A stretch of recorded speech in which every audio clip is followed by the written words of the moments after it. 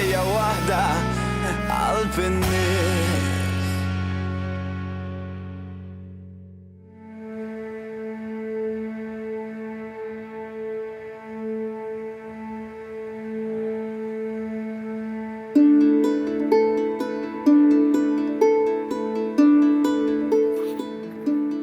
Qed infittex il-farm ta' Riccardo.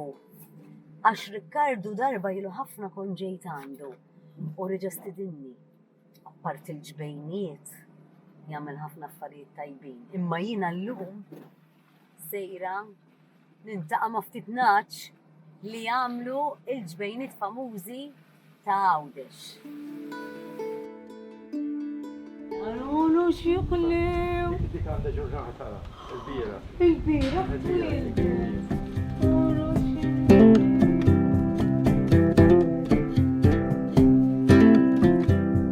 Di tradizzjoni tal-ġbejniet minn Għawdex. Aħna dejjem ngħidu minn konna tfal. Ejwija. Nitilgħu Għawdex dejjem niżlu l-ġbejniet. Imma l-ġbejniet għalkemm jiġifieri taf di jistgħu jkunu ta' Malta tajbin. Ejja. Jistgħu jkunu ta' Kemuna tajbin l-istess, dak jiddependi.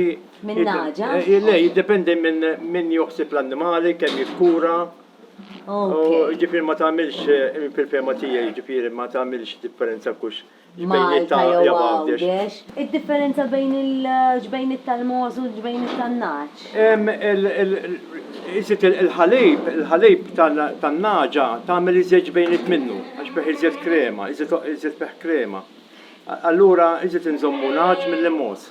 Il-ħalib tal-Moż iżjed hu rekomandat, għax beħ inqas xaħam. Allora komandat iżjed mit-tobba. Vera, qed ikun iktar tajjeb. Qed ikun iżjed popolari wkoll. Eżatt. Imma tradizzjoni dejjem kienet in-naġa iżjed li. Inti minn inti kont żgħir. Aħna dejjem kellna fil-familja nagħmlu l-ġbejniet, ġifieri u hekk. U inti trabbejt hekk? Trabbejna iva, żgur, Issa trabbejna. tad-dija, għandek il-min tad-dija? Tfal għandi ma jridux. Ħadd ma jtuqu kmieni, għandhem xogħlijiet oħrajn jaħdmu Malta. X'inhu x-xogħol ta' fuq farm hu? Ix-xogħol ta' fuq farm, per eżempju, jien għalkemm għandi in-naġ, jien għandi ħaddiem jieħod l-ħsieb. Okay. Ġifieri jien filgħodu qatt biss nidħol mill-istalla l-ġewwa. Alright, jaħlibhom hu? Jaħlibhom hu jagħmel kollox hu. Għax dawk għandhom bżonn jinħalbu kuljum. Kuljum, kull filgħodu. Għandi ħaddiem ġifieri f'6 snin qatt ma missja ġurnata. Laqqas miliet jew hekk. Le, dan ma jafux jekk kienu ġejjin miliet jew ewwel tas-sena jew il-berde jew. Il-berde illum ma naħlibx. Ġifieri ma tiġix law. U s-saħħa tagħha u l-ħajja tagħha. Il-ħajja tagħha dak jiddependi ġifieri tista' tkun għadha żgħira u naħħuha. Ġifieri. Aħna hawnhekk mhux hobby. Farm. Jekk tagħta żarbtejn titlaq il-barra. Provajt nagħmel bib man-naġ waqt li kontaw, imma kif qed taraw fallejt. Ġifieri raġel wieħed. U jrid jammar il-daw kollha. Kapaċi jammarhom kollha, ma l-affarijiet ma jaħdmux hekk kollha f'daħħa. M'għandix dubju li kapaċi jammarhom, imma kif taħdem allura l-affarijiet? Is-sistema hawnhekk billi nkunu rridu ġbejniet kuljum, nagħmlu parti. Parti ġifieri. Għax min ikun qed jitammar, fis-sens ta' min hu pregnant, mhux se jkollu ħalib. Le, jista' jkollu ma waqgħu kmieni. Għax hu jibda l-proċess biex hu l-annimal jipprepara għas-sajkil li ġejja. Għall-twiliet li ġej. Allura waqfu l-ħalib kmieni. U kemm iddum naġa biex għandha 5 xhur, tiġi żedna 5 xhur. 5 xhur.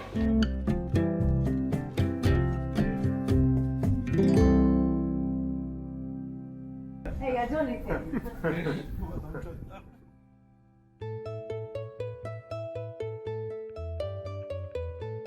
Min dejjem kont noħlom li kolli l-vinjar tiegħi. U kien diffiċli biex takwista, kien faċli tixtri dar, jew plett, imma art tal-agrikoltura dejjem kien diffiċli minn dejjem. Għax 20 sen ilu, għaxseb warissa. 20 sen ilu. Ġifieri di għasek kien. Ftit iżjed minn 20 sen anzi. Kont l-Eġittu u kien hemm gwida għalna kiekolkom ħolma dduru ma' il-ġebla U dokna kont miżżewġ diġà ġifi ma kellix nambi. Iktar ħolm. Iktar ħolma. U kif ġejt niltaqa' ma' sejt l-għalqa, għalli kont kellemtni inti u fuq dik l-għalqa, għalli dik l-għalqa għal-beħ ta' qedlu iwa, jien ħatqata hekk, insomma, qedlu iwa. Qed mela ġa qalbi qed la kien għal-beħ tiegħi l-għalqa. Daqshekk.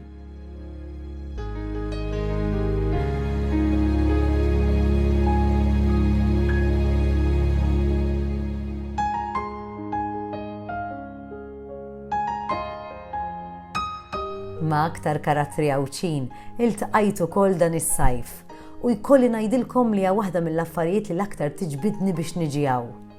Dik u x-xeni li tinserta meta taħsel tiddeċiedi illi l-ħajja hija l-aktar sabiħa meta tħalli s-sempliċità tagħha taffaxxinak.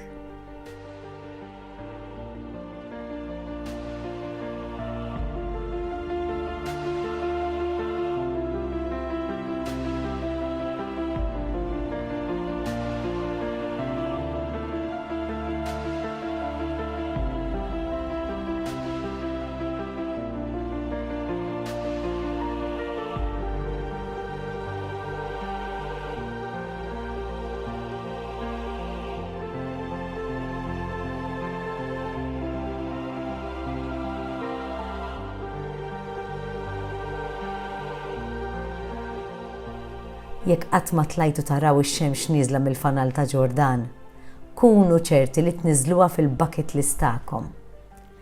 Għalija, din hija drawwa oħra li nagħmel meta nkun għawdex illi tnissilli paċi u grazzja.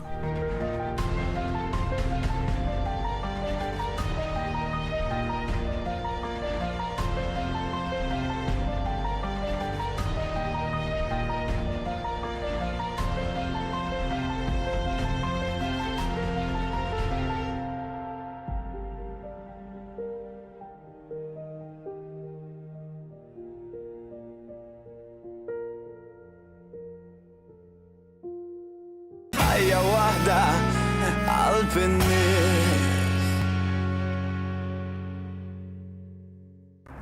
If you enjoyed watching my local travels around Gozo, then make sure to like, share and subscribe for more. The local traveller would like to thank Ministry for Gozo, Visit Gozo, Visit Malta, Ministry for the Economy, Investment and Small Businesses, Dahlia and Arts Council Malta.